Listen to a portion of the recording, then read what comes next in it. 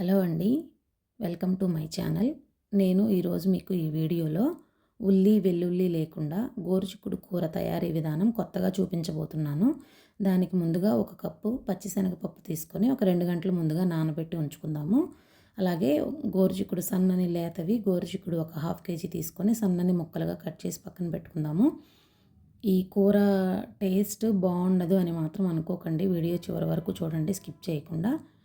ఇలా సన్నని ముక్కలు రెడీ అయిన తర్వాత స్టవ్ మీద చిన్న ప్యాన్ పెట్టుకొని గుమ్మడి గింజలు ఉంటాయి కదా, అవి ఒక 2 స్పూన్స్ తీసుకున్నాను. మనకి ఉల్లి వెల్లుల్లి లేదు కదా, కూర టేస్ట్ కోసం ఇది కొత్తగా తయారీ విధానం అనమాట. ఈ గుమ్మడి గింజలు ఒక 2 స్పూన్స్ తీసుకొని రెడ్ కలర్ వచ్చే వరకు ఫ్రై చేసుకొని పక్కన పెట్టుకుందాము. కొంచెం ఆరిన తర్వాత ఒక 2 మినిట్స్ 3 మినిట్స్ తర్వాత మన ఇంట్లో ఉన్న రోల్ తీసుకొని దాంట్లో మెత్తని పౌడర్గా చేసుకొని పక్కన పెట్టుకోవాలి. లేదు కూర కొంచెం గ్రేవీగా కావాలి అనుకునేవారు వీటిని మిక్సీ జార్లో వేసుకొని కొంచెం వాటర్ పోసుకొని పేస్ట్ లాగా కూడా రుబ్బుంచుకోవచ్చు.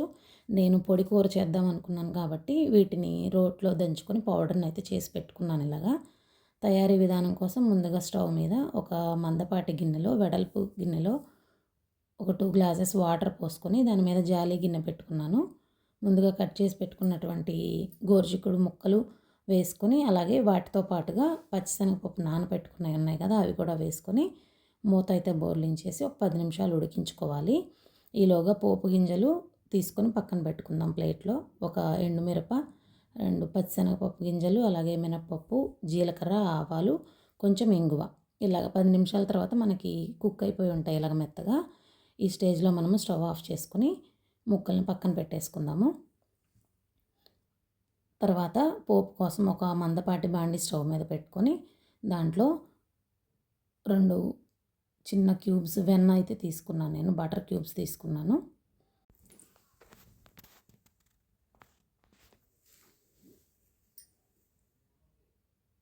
ఇలాగా బటర్ మెల్ట్ అవ్వగానే మనం ముందుగా పక్కన పెట్టుకున్నటువంటి పోపు గింజలు కూడా వేసుకొని అవి దోరగా వేగే వరకు వేయించుకోవాలి. దాంట్లో 2 రెమ్మల కరివేపాకు కూడా వేసుకుందాము. అలాగే కొంచెం ఇంగువ వేసుకొని ఉడికించి పక్కన పెట్టుకున్నటువంటి గోరుచిక్కుడు వేసేసుకొని కలుపుకుందాం.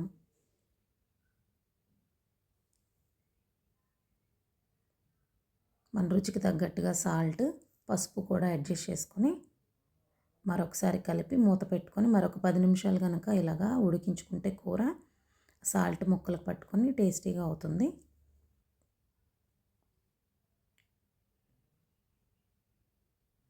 ఆఖరుగా దింపే ముందు ఇక ఉడికింది అనుకున్న తర్వాత మనం ముందుగా రెడీ చేసి పెట్టుకున్న గుమ్మడికాయ గింజల పౌడరు, అలాగే కారం, లైట్గా రోస్ట్ చేసి పెట్టుకున్నటువంటి కసూరి మేతి తీసుకొని మెత్తని పౌడర్ లాగా చేసుకొని కలుపుకుందాము. ఫైనల్గా రుచి కోసం మనం సన్నగా తరిగి పెట్టుకున్న కొత్తిమీర కూడా యాడ్ చేసుకుందాము. అంతే, ఎంతో సింపుల్గా టేస్టీగా ఉండే గోరుచిక్కుడు కూర రెడీ అయిపోయింది. వేడివేడి అన్నంలో కనుక కలుపుకొని తింటే ఎంతో టేస్టీగా ఉంటుంది. ఇది ఇలా పొడి కూర కనుక నచ్చలేదు అనుకుంటే నేను చెప్పినట్టుగా పంప్కిన్ పౌడర్ని పేస్ట్ లాగా చేసుకొని కలుపుకుంటే గ్రేవీ కూడా రెడీ అవుతుంది. మన కూర ఇలాగా రెడీ అయిపోయింది. Thank you for watching. See you again in next video. Bye bye.